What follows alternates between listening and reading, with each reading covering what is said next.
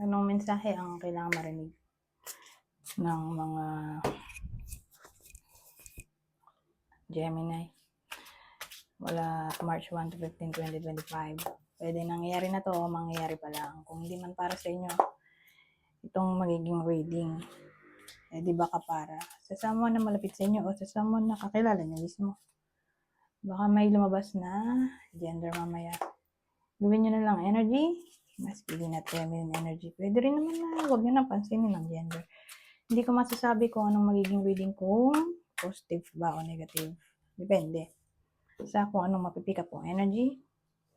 Walang masama kung papanoorin ang sun, moon, at rising sign. Kasi baka alin man sa mga yan ay mag-resonate na sa sitwasyon nyo.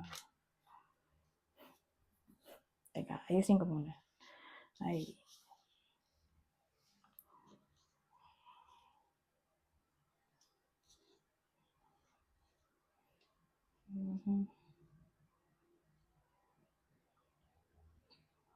So, taas lang natin konti ito.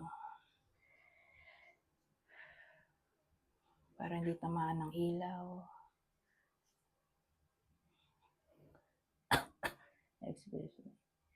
So, magsimula na tayo. So, tungkol saan to?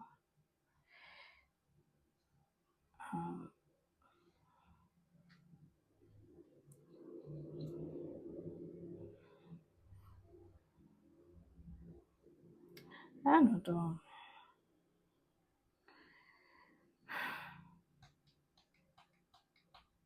Clarify natin to. Kasi hindi ko masabi kung pamilya ba to, pamilya lang ba o work.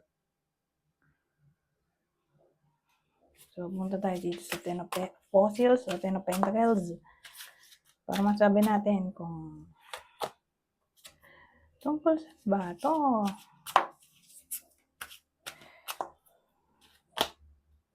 Dalawa na pala, instant to, dalawa agad.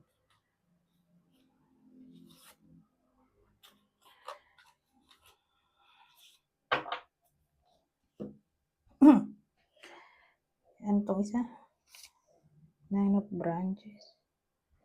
O Nine of Wands. Nine of Wands? Bakit yan?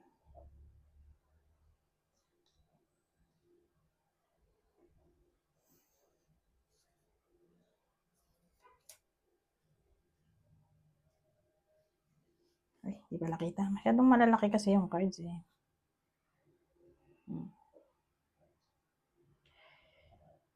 So, okay, magsimula na tayo. Mukhang magkapamilya sila. Doon tatama to. Whether kayo mismo to, kapamilya nyo to, sarili nyong pamilya,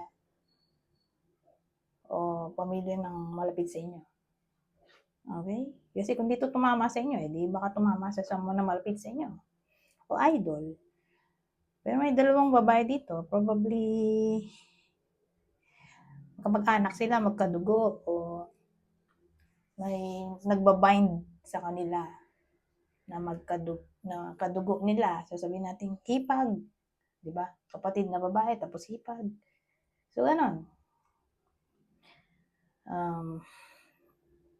May band ba sa pagitan ng mga bida? So, kadugo o hipag, kamag-anak ng asawa, ganyan. Basta babae-babae ang bida dito. Ha? Pwede rin naman lalaki-lalaki, pero tatama lang sa kanila kung pares silang introvert. Pero anong meron sa kanila? Bakit ganyan? So, since kinalarify na natin yung Ten of Fossils at ito ay nagmukhang magkadugo, bakit may Nine of Wands? Kasi parang ano eh,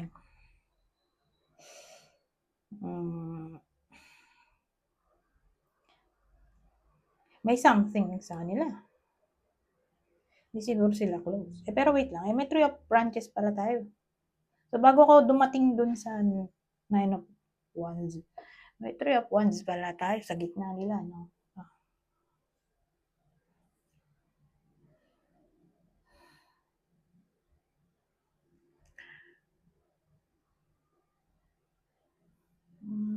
Siguro magkaiba sila ng pananaw.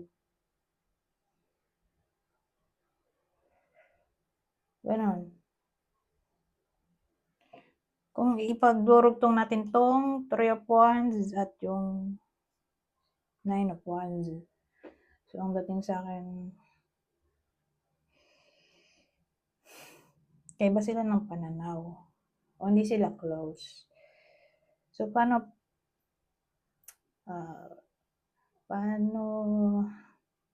tayo darating sa 9 of Wands?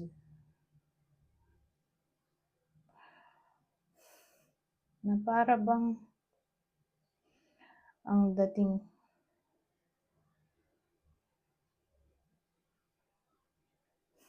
mate-test ang mga sarili nila. Siguro, for some reason, tong dalawang 'to na hindi sila close, unexpectedly magkikita somewhere o wala silang ibang choice kundi mag-meet for some reason. So, sabihin natin unexpected yung pangyayari, nagkita sila somewhere o wala silang ibang choice kundi magkita dahil may kailangan silang pag-usapan. Na parang doon mate-test ang kanilang mga sarili. Okay?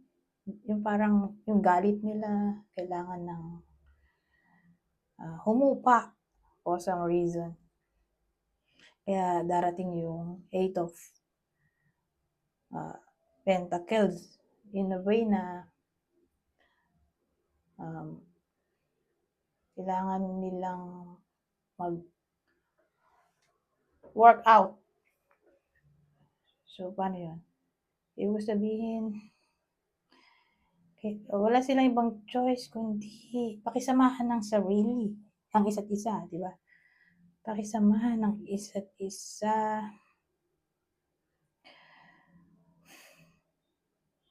For the sake ng ibang tao, ganyan. O for the sake ng problema. So, sabihin natin, pinagbabati sila o sabihin natin, kailangan nila magtulungan para gumaling yung kamag-anak din nila. Ayun, ganun. So, dun papasok yung magwo-work sila together para sa iisang cause. Ngayon, paano tong page of ano ba to? Swords. So, dyan na papasok yung communication. So, syempre, mag-work together sila. Alam naman di sila mag-usap. Yun. Dahil sa pangyayari na sinasabi ko dito, mag-uusap nga sila. So, yung hindi magka-close, ito, mag-uusap sila dito in short. For some reason.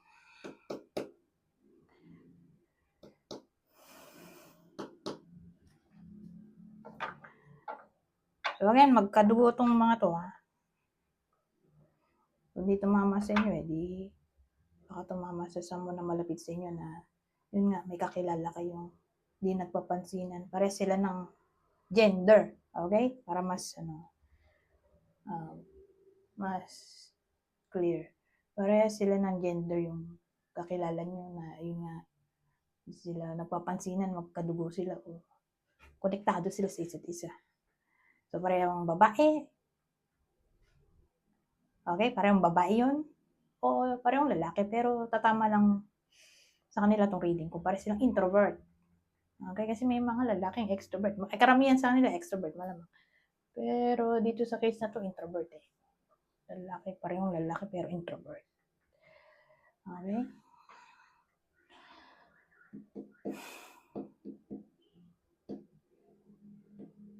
Parehong introvert o parehong maputi? Ay, maputi ba to?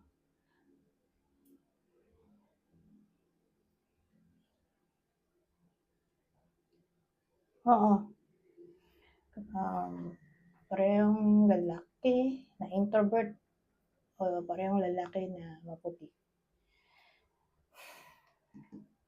Ngayon,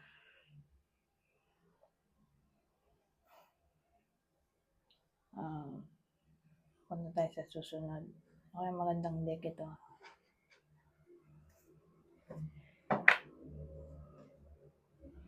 So, ulitin ko, kung dito tumama sa inyo, di baka tumama sa someone na malapit sa inyo o kakilala nyo o idol. Pwede rin po sa idol. Idol ng iba sa inyo. So, game. Punta tayo sa susunod. Dito sa case na to, hindi sila magkarugtong. May instances na nagdurugtong, pero madalas hindi. Sasabihin ko na lang kung nagdugtong. Hindi sila nagdugtong.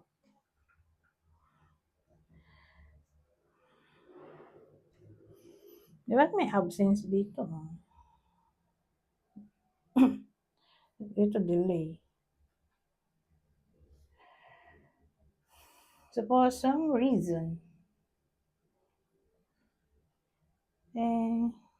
mukhang magkakaproblema dito. More like ghosting to. Ghosting, no contact, o problem sa communication in general. Kasi may absence tayo eh. So, ang dating sa akin, absence ng energy, presence. Na yun yung pwedeng maging problema dito. Mukhang nag-aaway sila oh. Pero grabe rin naman itong babae. Yung anak niya, babatuin niya ng bato. Diyos ko God. Anyways, ganun dating dito, parang may problema. Ibang case nga, worst case scenario eh, ganito. Whether nangyayari na to o mangyayari pala. May buntis. Nabuntis. Tinakbuhan. Oh my God. Tinakbuhan siya. Yung nakabuntis. Whether sa inyo to tumama o sa someone na malapit sa inyo, ayun nga, mabalitaan nyo na lang na may babae na buntis ng jowa niya. Tapos ayun, biglang naglaho yung jowa niya. Kaloko. O baka maagang nabuntis. Kasi may case na ganun. Bata pa lang, Diyos ko. Eh, siyempre, pare silang bata pa. Kasama mo, di maglalaho talaga yung lalaki.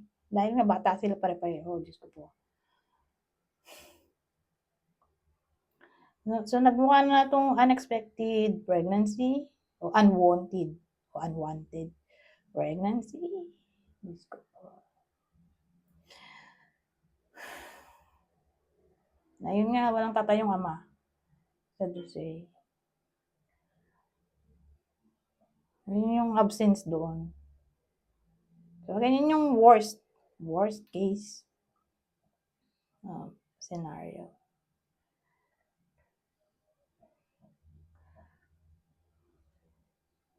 O, pwede rin naman ganito, nabuntis, no? Kaya lang, hindi nga tumakbo. Pero hindi pa ready.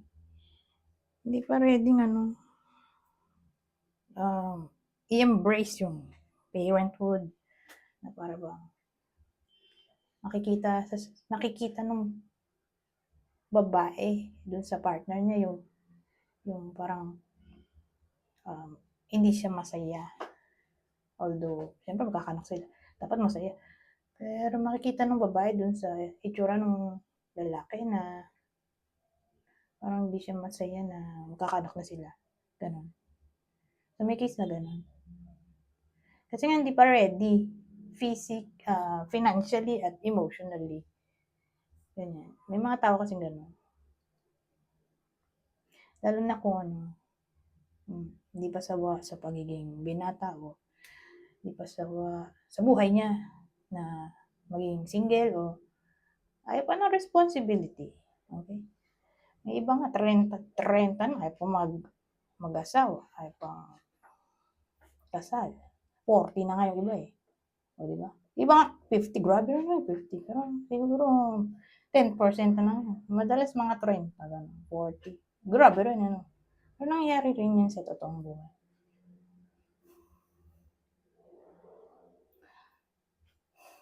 Pero again, yun yung worst case scenario.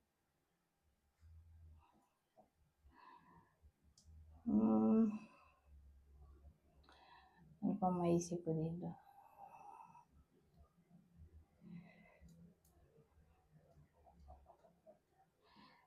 Plan. Sabihin natin may nakaschedule na plan. For some reason, hindi tuloy. Maka-cancel o sabihin natin, eto na yung tawag doon, date ng schedule. Tapos hindi umattend yung isa. Nakaplano na. Tapos hindi dumating yung kasama. Sabihin natin date mismo, reunion, meeting, gathering, na parang nag-usap-usap kayo na pupunta kayo sa ganitong lugar, tapos absent siya. Lumapasok yung absent. Anyways, saan yung isang deco? Ito. Kuha pa tayong bang detalye.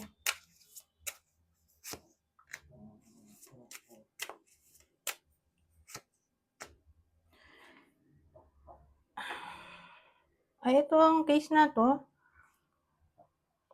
Ito, bisyo to. So, ewan ko kung sino, pero may someone na malapit sa inyo. Na para bang laging wala.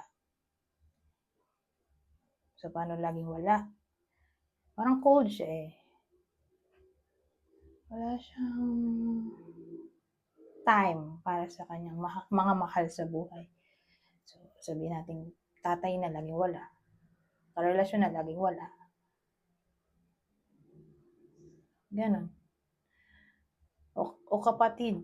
Okay lang o kapatid, pero kung tingin ko, tatama lang to sa tatay. Tatay o kapatid. Kapatid. Tatay o jowa. Hindi kapatid kasi hindi mo, wala ka naman masyadong kailangan sa kanya eh. Hindi ka naman responsibilidad ng taong to.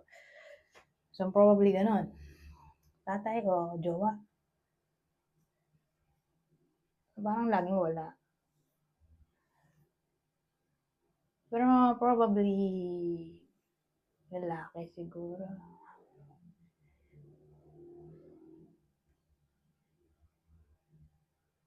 O in general na lang, may babae din naman ganun. Diba? Hindi lang naman lalaki yung nawawala ng time. Pero sa case na to kasi, bakit wala? Ba't lagi walang time? Wala naman cheating eh. Kundi nasa bisyo. Syempre, may isip mo ba, lalaki lang naman. Lalaki yung madalas na may bisyo. Pero pwede rin pala sa babae. Diba? Hindi lang naman lalaki may bisyo. Pero sa case ng babae, tingin ko, palagi siya nasa galaan. Nasa ibang lugar. Namimili, mga kung ano-ano. O nasa kakilala niya. Kung babae. Okay? Na parang mapapansin ng partner niya, walang time sa kanya. Kasi nga, nasa luho niya yung time niya. Gusto niya laging nasa party. Gusto niya laging nasa gathering kasama friends. O gusto niya laging namimili. Nasa mall. Nasa concert. O ewan ko kung nasan siya. Pero kung lalaki to, bisyo. May bisyo yung lalaki. Nandun siya sa inuman o ewan ko kung nasan siya. Pero more like may bisyo siya.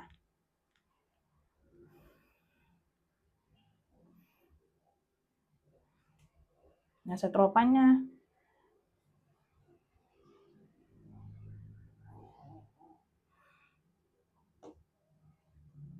Ganon. So, yung iba sa inyo ay makaka-experience ng kawalan ng gana ng karelasyon. Para sa mga may relasyon. Kung di nga tumama sa inyo, edi baka dun tumama sa kakilala nyo na mababalitaan nyo na lang ganito nangyari sa buhay nila.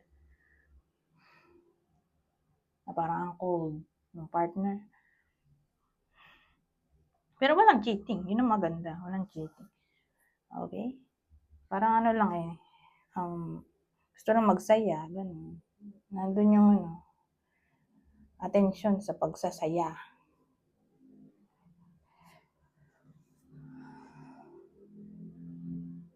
Ngayon,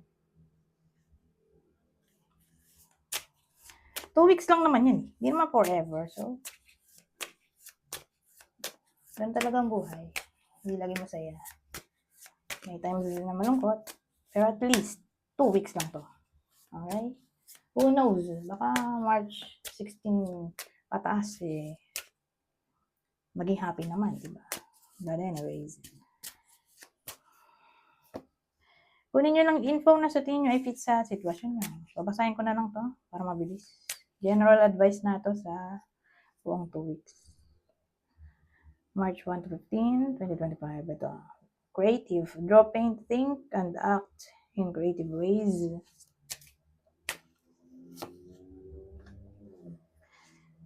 Decide. It's time to clearly make a decision about what you want. At ang huli, true.